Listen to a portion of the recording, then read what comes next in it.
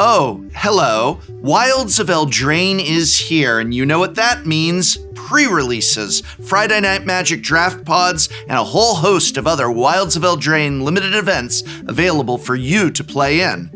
Limited can be intimidating for newer players or fans of Constructed, but if you know a bit about the format before jumping in, Limited is a ton of fun. In this video, we will be covering the Wilds of Eldraine Limited environment, an environment that need not bring you woe.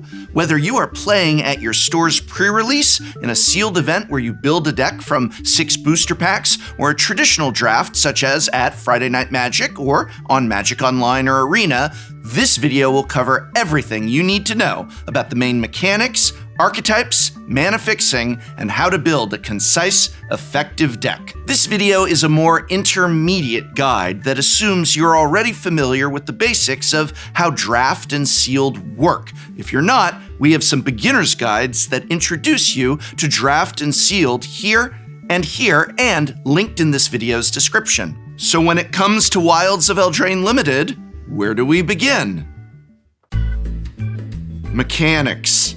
Let's start with the building blocks of the format, the mechanics. There are a few new mechanics in Wilds of Eldraine, along with some notable returning ones. Adventures. Adventure is a returning mechanic that first appeared in the original Throne of Eldraine set. Adventurer cards are permanents that have an adventure printed on the bottom left corner of the card. Adventures are instants or sorceries with their own name, casting cost, and effect. You can cast either half of the card, but if you cast the adventure part first, you exile the card as it resolves, and can cast the permanent half from exile for the rest of the game. Many adventure cards may seem underwhelming if you look at either half in isolation, but getting a permanent to cast later is very strong, especially in Limited. Don't be afraid to cast the permanent half first if you have to, though. Oftentimes, having a creature on board is more valuable than waiting to get both halves of the card. This is especially true with adventure cards with expensive adventure halves. Treat them like a creature if you draw them early, and a powerful splashy spell if you draw them late. Bargain. Bargain is a new mechanic in Wilds of Eldraine, but it's essentially just yet another variant on Kicker. It's Kicker. All mechanics are just Kicker. In this case, the kicker cost is sacrifice an artifact, enchantment, or token. If you cast a spell that has a bargain cost, you don't have to cast it with bargain, but if you do choose to do so, your spell will have an additional beneficial effect. If you scroll through the card list for Wilds of Eldraine, you should notice a ton of token producers and other spare artifacts or enchantments to sacrifice to your bargain costs. The designers of this set wanted you to be able to cast your bargain cards after all. One such example of a common token and enchantment that you'll encounter in this set also happens to be the next new mechanic on this list: Rolls. Roll tokens are token auras that enchant creatures. There are 6 roles in Wilds of Eldraine, corresponding with archetypes from fairy tales. These 6 roles are Monster, Wicked, Royal, Sorcerer, Cursed, and Young Hero. Roll tokens synergize with Bargain as disposable tokens to sacrifice to power up your bargain spells. The Monster role gives an enchanted creature +1/+1 and Trample. The Royal role gives enchanted creature +1/+1 and Ward 1. Sorcerer gives enchanted creature +1/+1 and, whenever this creature attacks, scry 1. Wicked gives the creature +1/+1 and has, when this aura is put into a graveyard from the battlefield, each opponent loses 1 life. Young Hero grants the creature whenever this creature attacks. If its toughness is 3 or less, put a +1/+1 counter on it. Finally, the Cursed role is the only negative role, giving enchanted creature a base power and toughness of 1/1. Please note, you can't stack your roll tokens. So if your monstrous Fawn's Bane troll becomes a royal, it loses the monster roll token. The exception to this is if each roll token is controlled by a different player. So your Royal Fansbane troll keeps its title if it gets a cursed roll from your opponent. That's a lot to remember, but you don't have to memorize what each roll does. Reminder tokens for these rolls are in packs of Wilds of Eldraine, and you can always check your companion app for the reminder rules text, or ask a judge to pull up the rolls for you.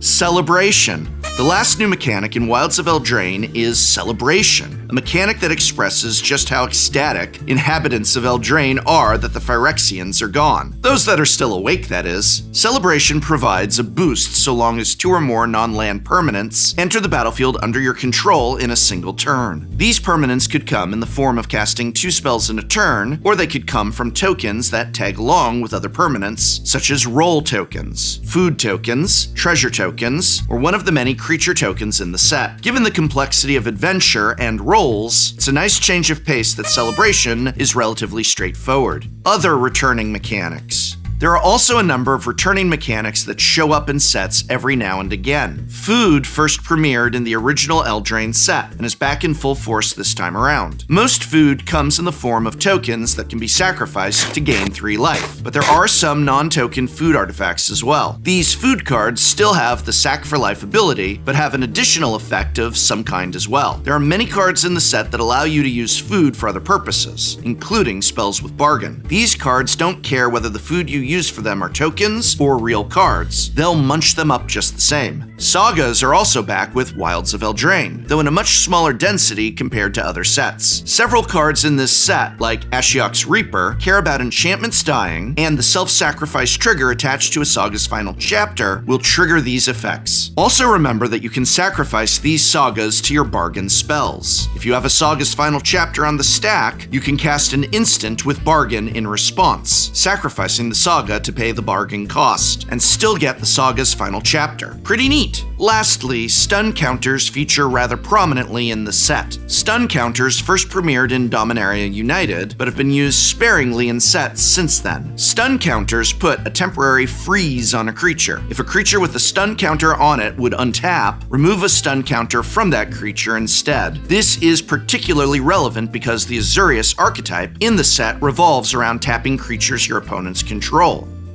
As with most draft formats, Wilds of Eldraine was designed with archetypes in mind for each of the 10 color pairs. You don't need to draft around these archetypes, but being aware of the synergies within each color pair will help you draft a more cohesive deck, or just get the most out of your pool if you're playing sealed. Each of the 10 color pairs have a pair of associated gold uncommons that help point you in the direction of what that color pair is ostensibly trying to do, though not every color pair is equally worth drafting. Still, in the early days of a format such as at pre-release, these signpost uncommons can give you a handy guide on how to draft or build your deck.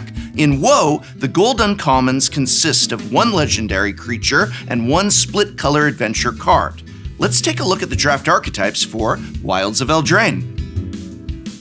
Azorius, tapping creatures. The Azorius color pair is a tempo-based strategy that rewards you for keeping your opponent off balance while you play out evasive creatures and eke out small advantages. As I mentioned previously, Azorius provides you with benefits for tapping your opponent's creatures, ideally with stun counters. Sheree of Numbing Depths, a 2/3 merfolk wizard, is the legend for this color pair. When she enters the battlefield, you get to put a stun counter on a creature your opponent controls and tap it. Once per turn, if you tap down an untapped creature your opponent controls, you draw a card. Threadbind Click, a 4-mana 3/3 flying fairy with an adventure that destroys a tapped creature, is the Signpost adventure. Normally, removal spells that can only destroy tapped creatures don't tend to be very good and limited, but in an archetype that's all about tapping down your opponent's stuff, and with a potent flying body attached to follow up, Threadbind Click is the exception to this rule. Dimir, fairies. The game plan of the Dimir color pair is similar to the tempo strategy of the Azorius, but without the emphasis on tapping down creatures, and with an increased reliance on fairy synergies. Obira, Dreaming Duelist, is a fun twist on a Lord, a 2/2 fairy warrior with flash and flying that drains your opponent of 1 life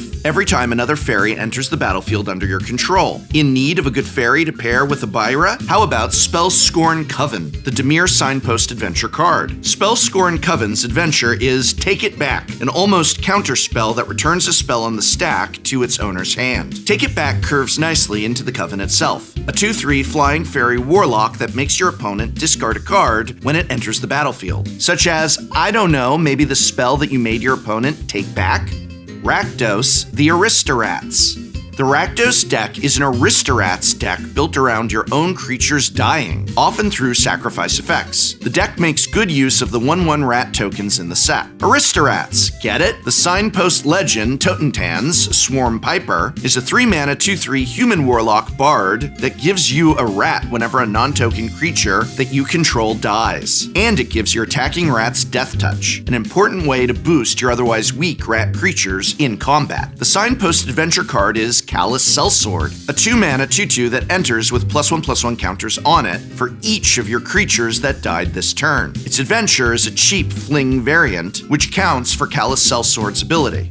Gruul. Power matters. Again. As it often does, the Gruul deck in this format wants you to put creatures with 4 power or greater into play ahead of schedule. The Signpost legend is Ruby, Daring Tracker, a hasty mana dork for 2 mana that gets bigger during attacks when you have another creature with power 4 or greater. The Signpost adventure card can help you meet that 4 power threshold with its adventure, Stolen Goodies, a 4 mana sorcery that distributes 3 +1/+1 counters among any number of target creatures you control. The creature side of the card is Picnic Ruiner, a 2/2 for 2 that gets double strike when you attack while you control a creature with power 4 or greater. Keep in mind that if you get this guy's power up to 4 or greater, it gives itself double strike. Selesnya. Auras. Your Selesnya deck cares about putting auras on your creatures, often through roll tokens. The Signpost uncommon is Sir Armont, the Redeemer, a 5-mana 4/4 that creates a monster roll attached to another creature you control when it enters play. Sir Armont also buffs your enchanted creatures, including itself if it happens to get enchanted. The Signpost adventure can help you recover some value when your enchanted creatures get removed. Woodland Acolyte's adventure is Mend the Wilds, a sort of regrowth that puts a permanent from your graveyard on top of your library. Want that permanent this turn? Well, just cast the Acolyte itself, a 3-mana 2/2 that draws a card when it enters play. This is a fantastic card, friends. Orzhov, the Aristocrats. The Orzhov deck is another deck that benefits from your stuff dying, though in the case of this archetype, that stuff can either be creatures or enchantments, such as perhaps an aura token. The Signpost legend is Neva, a 4-mana 2/2 with Menace that regrows a creature or enchantment from your graveyard when it enters play and then grows larger and scries through your deck as your enchantments go from the battlefield to the graveyard. The Signpost legend doesn't really contribute to this game plan, but it's still a fine card. Shrouded Shepherd is a 2-mana 2/2 that pumps a creature you control when it enters play, while its adventure spell gives your opponent's creatures -1/-1, perfect to deal with those pesky rats. Do keep an eye out for Ashiok's Reaper, Knight of Doves, and Savior of the Sleeping, all of which are payoffs for the enchantment sacrifice plan. Golgari. Food, please. The Golgari deck is built around food, creating them and sacrificing them for value. Food tokens are acceptable fodder for bargain as well as most of the sacrifice abilities in these colors. The legend in this color pair is Grita, a 3/3 for 3 that makes a food token when she enters and also provides a sacrifice payoff for your food tokens, either growing your creatures or drawing cards. The Signpost Adventurer is a removal spell strapped to a big giant. Bone Crusher Giant, is that you? Unfortunately not, though you will get a food token when your Gingerbread Hunter enters play. Simic Big Stuff. The Simic color pair is all about ramping up to big payoffs. Classic Simic. The Signpost legend is Troyan, Gutsy Explorer, a 3-mana 1/3 that taps for 2 mana that can only be spent on big stuff, or stuff that costs X. Troyan can also loot through your deck, which is a useful ability in an archetype that wants the perfect balance of ramp spells and payoff spells, and could find itself in a pickle if it winds up with too many of either. Speaking of looting, the Signpost Adventurer is Tempest Heart, a 4-mana 3/4 with trample that gets bigger when you cast spells of 5 mana value or greater. And wouldn't you know it, the Heart's Adventure loots 2 cards deep for 2 mana. Is it? Spells, of course. Alright, stop me if you've heard this one before. The Is It deck cares about instants and sorceries. Wow, dull surprise! Johan, Apprentice Sorcerer, is a 4-mana 2/5 that allows you to cast instants and sorceries off the top of your deck once per turn. Keep in mind that you can cast the adventure half of adventure cards from the top of your library with Johan. Is it Johan? Should I be saying Johan? Well, speaking of adventure spells, how about blowing off some steam game by dealing 1 damage to any target with the adventure spell attached to Frolicking Familiar. Frolicking Familiar is a 3-mana 2/2 that gets bigger until end of turn whenever you cast instants and sorceries. Boros. Celebrate good times. I will. With the Boros deck in Wilds of Eldraine, an aggro deck that wants you to celebrate by putting 2 or more non-land permanents into play in the same turn, of course. Ash, Party Crasher, is the Signpost Legend, a 2/2 with haste for 2 mana that gets a +1/+1 counter whenever you celebrate. As for how to celebrate, well, Imodane's Recruiter has you covered with its adventure spell. 5 mana for a pair of 2/2 Night creature tokens with Vigilance. When you cast the Recruiter itself, your creatures get +1/+0 and gain haste until end of turn. Between the 2 halves of this card, you can quickly put a lot of attacking power onto the board. Mana fixing is an important part of many limited decks. It can help you splash strong cards from a 3rd color, or simply make your deck run smoother. The mana fixing in this format is pretty good for a limited environment without a cycle of dual lands at common, but let's take a closer look at the mana fixing options available to your limited decks. Mana fixing. Lands. Evolving Wilds and Crystal Grotto have you covered for fixing in the common land slot, while the uncommon Edgewall Inn is a tap land that taps for a single color that you choose when it enters play. Edgewall Inn can also buy back an adventure card from your graveyard in the late game, a very strong effect to attach to a land in Limited. At the rare slot, there's a cycle of extremely powerful dual lands, a new wave of creature lands in enemy color pairs. These lands are generally quite good in Limited, both for the fixing they provide and the difficult-to-answer threat they serve as in the mid to late game. Artifacts. There aren't too many ways to fix your mana with artifacts in this set, though there are 2 filter artifacts in common: Prophetic Prism and Scarecrow Guide. Prism is a nice card for slower controlled decks since it draws you a card when it enters play, and it can help you splash more powerful cards at the top of your curve. Scarecrow Guide is a pretty good fixer in aggressive decks, attacking for 2 while helping you filter a bit of mana in case you get color screwed. There's also temporary fixing in the form of treasure tokens, which are often, though not always, attached to red cards. There's one notable colorless treasure producer though, Collector's Vault, a 2-mana artifact that can be activated for 2 mana to loot and make a treasure token. This is a great card in Sealed especially, where the looting and ramp will help you get to your bombs. So be sure to put Collector's Vault in your deck if you open it at pre-release. Green fixing.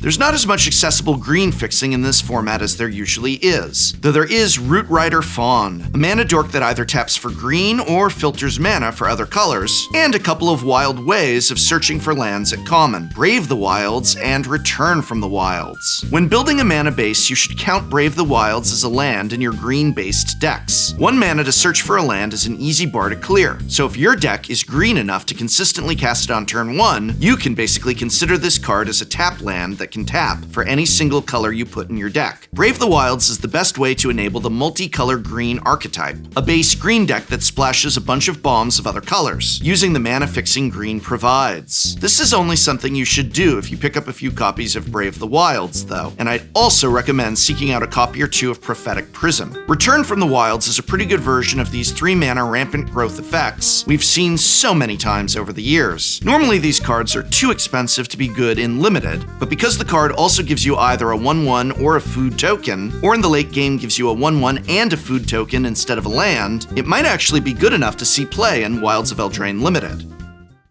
The Planeswalker. There is only one Planeswalker in Wilds of Eldraine, Ashiok, Wicked Manipulator, and they are a stone-cold bomb. Wizards of the Coast will be putting fewer Planeswalkers in sets going forward to lessen the effect they have on the game, thank you goodness. But fewer Planeswalkers also means less Planeswalker removal. There are still some answers to Ashiok, but it's no longer a given that removal, which targets creatures, will also target Planeswalkers, even though it maybe should as default if you think about it. Thank you, Mark Rosewater, for considering this and taking my letter. Ashiok is a mythic, so you won't encounter them a ton, but you should be aware that they are lurking out there somewhere, and if you are fortunate enough to open them, you should absolutely try and build around them.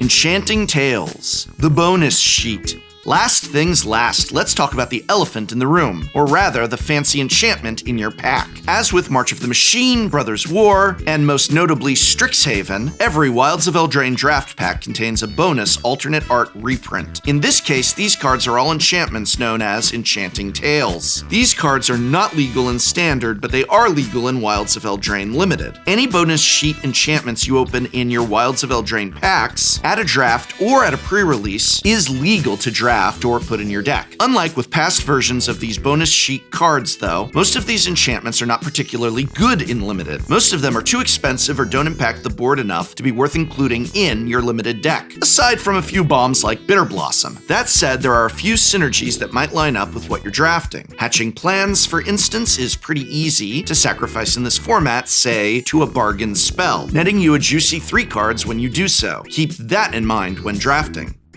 And that is our guide to Wilds of Eldraine Limited. Of course, the format is new and will likely evolve as people try out different things. If your goal is to continuously improve, seek out the many great limited resources out there. There's a plethora of great articles, podcasts, and videos that go into even greater depth than I could here today. And if you're looking for ideas for constructed formats, you can check out my guides to the best cards from Wilds of Eldraine for formats like Commander and Pioneer. And I hope this video, as all of these videos, have been of some help to you. You can help me out greatly by watching one more of my videos after this one. Hey, perhaps building a 2-headed giant sealed deck to play with Gavin Verhey against Olivia and Brian Kibler interests you. I've got that Shuffle Up and Play available as well. Hey, 2-Headed Giant is a format that stores usually offer right around the time of pre-release, so while signing up for pre-release events at your local game store, maybe you'll see them offer that. But whether it is pre-release or just going down to Friday Night Magic Draft, when you spend your money, when it is reasonable to do so, try and spend it there at your local game store whenever possible. You're supporting your Magic community when you do.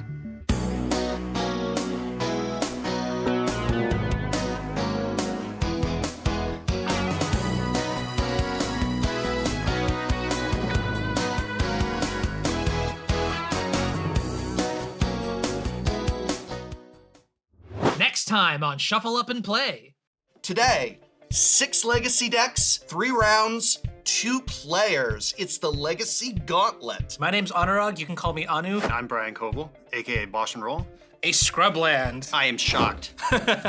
Wow, only white border? Look, I'm not made out of money. I apologize, and that was just a joke. I apologize to all 6 people who play Legacy. I'm really sorry.